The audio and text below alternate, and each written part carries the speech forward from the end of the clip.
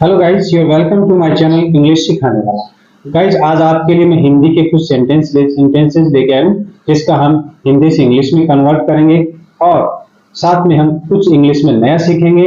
Sentence वो हिंदी के वो सेंटेंस है जिनके अंत में जैसे सीखना चाहता है, बोलना चाहता है, पढ़ना चाहता है, या पढ़ता रहता है, लिखता रहता है, या चलता रहता है, गाता रहता है, और पढ़ता तो है, लिखता तो है। तो गाइस, इस तरह के हम सेंटेंसेस करेंगे आज, जिनको हम इंग्लिश में कन्वर्ट करेंगे। तो चलिए मैं वीडियो को शुरू कर देता हूँ। तब तक आप चैनल को सब्सक्राइब कर दीजिएगा, वीडियो को लाइक कीजिएगा। तो देखिए, पहला सेंटेंस वह है अंग्रेजी सीखना चाहता है। वह अंग्रेजी सीखना चाहता है। अब देखिए, ये जो मेन वर्ब है, इसके अंत में ता है।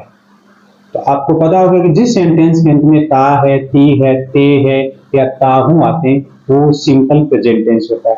और सिंपल प्रेजेंट टेंस का स्ट्रक्चर होता है सब्जेक्ट प्लस वर्ब और फर्स्ट फॉर्म, या फिर सब्जेक्ट और फर्स्ट फॉर्म के साथ एस या ईएस, उसके बाद ऑब्जेक्ट और फिर others.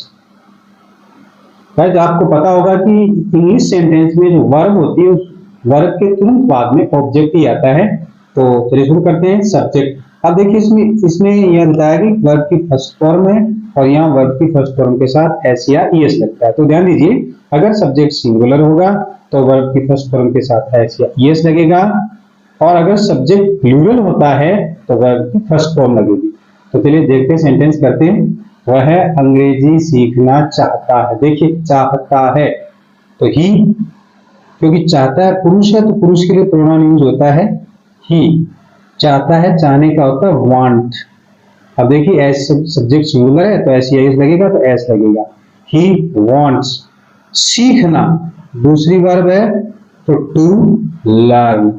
He wants to learn. क्या सीखना चाहता है? इंग्लिश, तो English. He wants to learn English. Next sentence है मैं अंग्रेजी बोलना चाहता हूं। तो देखिए, मैं के साथ मैं का होगा इंग्लिश में आई। चाहता हूं तो ये वांट्स। आई वांट्स क्या कर चाहता हूं? टू स्पीक, बोलना। आई वांट्स टू, सॉरी, आई के साथ एस नहीं आएगा क्योंकि आई है वो प्लूरल है। तो आई वांट टू स्पीक, मैं बोलना चाहता हूं क्या? इंग्लिश। तो देखिए, आई है प्लूरल, इसलिए एस या एस नहीं यूज करेंगे। तो I want to speak English. Next sentence है तुम स्कूल में पढ़ाते हो। तो देखिए, तुम का होगा यू। यू है वो प्लूरल है, इसलिए रीड का रीड। अब देखिए, पढ़ाते हैं तो पढ़ाते हुए होते हैं टीच। यू टीच, तुम पढ़ाते हो स्कूल में, इन स्कूल। तो यू टीच इन स्कूल, तुम स्कूल में पढ़ाते हो। अगला सेंटेंस है मेरा भाई पढ़ता रहता है। देखिए, टेंस तो सिंपल प्रेजेंट ही है, लेकिन इसमें कुछ और यूज होगा क्योंकि सेंटेंस में ये भी दर्शा रहा है कि इसके अंदर कंटिन्यूटी है। तो मेरा भाई पढ़ता रहता है, अब एक कंटिन्यूटी है, वो एकदम कंटिन्यूटी नहीं है, रुक रुक की कंटिन्यूटी है। तो इसके लिए स्ट्रक्चर यूज होगा सब्जेक्ट प्लस पढ़ता रहता है यानी कीप, कीप्स या फिर कीप, उसके बाद वर्ब और उसके बाद प्लस फिर वर्ब की फर्स्ट फॉर्म के साथ आईएनजी और उसके बाद ऑब्जेक्ट या अदर्स जो भी हो। तो देखिए, मेन यही है, कीप या कीप्स या फिर वर्ब की फर्स्ट, कीप, कीप्स और वर्ब की फर्स्ट फॉर्म के साथ आईएनजी। तो देखिए, मेरा भाई, माई ब्रदर। अब देखिए, माई ब्रदर है वो सिंगुलर है, तो मैंने ऊपर बताया था जो सिंगुलर सब्जेक्ट उनके साथ वर्ब में एस या एस लगता है, तो यहाँ पर भी एस लगेगा, तो कीप्स हो जाएगा। My brother keeps. अब देख क्या करता है? पढ़ता रहता है, तो studying, ING. My brother keeps studying, मेरा भाई पढ़ता रहता है। अगला सेंटेंस है तुम पूरे दिन सोते रहते हो। तुम का हो गया यू, यू प्लूरल है तो कीप आ जाएगा, यू कीप। अब सोते रहते हो तो स्लीपिंग, स्लीप है सोना, तो उसमें आई एन होगा। यू कीप स्लीपिंग, पूरे दिन, all day. You keep sleeping all day. Next sentence है वह झगड़ा करता रहता है, वह झगड़ा करता रहता है, तो वह ही, ये सिंगुलर है तो कीप्स आ जाएगा, ही कीप्स। अब झगड़ा करना तो quarrelling, ING, he is quarrelling, वह झगड़ा करता रहता है। अगला सेंटेंस है वह घर में पढ़ता तो है, घर में पढ़ता तो है, तो इसके लिए स्ट्रक्चर होगा सब्जेक्ट प्लस डू या डज, उसके बाद वर्ब की फर्स्ट फॉर्म और फिर अदर्स या ऑब्जेक्ट जो भी हो वो यूज करेंगे। अगर ऑब्जेक्ट है तो ऑब्जेक्ट यूज करेंगे, अदर्स है तो अदर्स यूज करेंगे। तो देखिए वह घर में पढ़ता तो है, तो देखिए अगर सब्जेक्ट प्लूरल है तो डू यूज करेंगे, सिंगुलर है तो डज यूज करेंगे। तो वह ही, सिंगुलर है तो डज, ही डज। अब पढ़ता है तो इसका मतलब रीड या स्टडी, ही डज रीड, घर में तो in the house, he does read in the house. अब ये डज है तो यहाँ पर तो का बता रहा है, हिंदी में तो, यानी ही डज रीड, वह पढ़ता तो है। नेक्स्ट सेंटेंस, तुम मुझे पढ़ाते तो हो, तो तुम का हो गया यू, यू के साथ यूज करेंगे डू, यू डू, पढ़ाने का मतलब teach, you do teach me, you do teach me, तुम मुझे पढ़ाते तो, या डू है वो तो बता रहा है, तो यहाँ तो का मतलब है do, you do teach me, तुम मुझे पढ़ाते तो हो। अगला सेंटेंस है मैं अंग्रेजी सिखाता तो हूँ, तो देखिए मैं का हो गया आई, आई, आई के साथ आ गया डू, आई डू, सिखाने का मतलब हो गया टीच। अब देखिए यहाँ है सीखता तो हूँ, मैं अंग्रेजी सीखता तो हूँ, तो आई डू लर्न, अगर सिखाता होता तो यहाँ पर टीच होता, और मैं अंग्रेजी सीखता हूँ तो आई डू लर्न इंग्लिश। यहाँ तो है, तो का मतलब यहाँ डू है, आई डू लर्न इंग्लिश। अगले सेंटेंस है वो है पेसिव में, उसे स्कूल में पढ़ाया जाता है, यानी पेसिव है, काम जो कर रहा है पढ़ाने का, वो इस सेंटेंस में नहीं दर्शाया गया।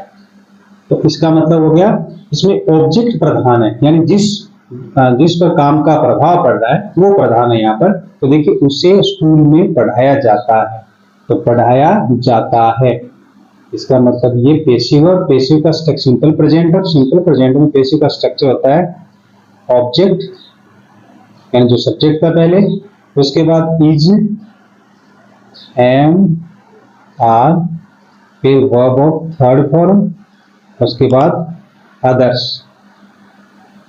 ठीक है। तो देखिए मैन ये is, am, are plus verb, verb की थर्ड फॉर्म, उसे स्कूल में पढ़ाया जाता है, तो उसे का हो गया ही के साथ यूज करेंगे इज, ही इज। अब देखो पढ़ाया जाता है तो वो आपकी थर्ड फॉर्म है, तो टीच का क्या होगा टॉट, ही इज टॉट, उसे पढ़ाया जाता है स्कूल में, इन द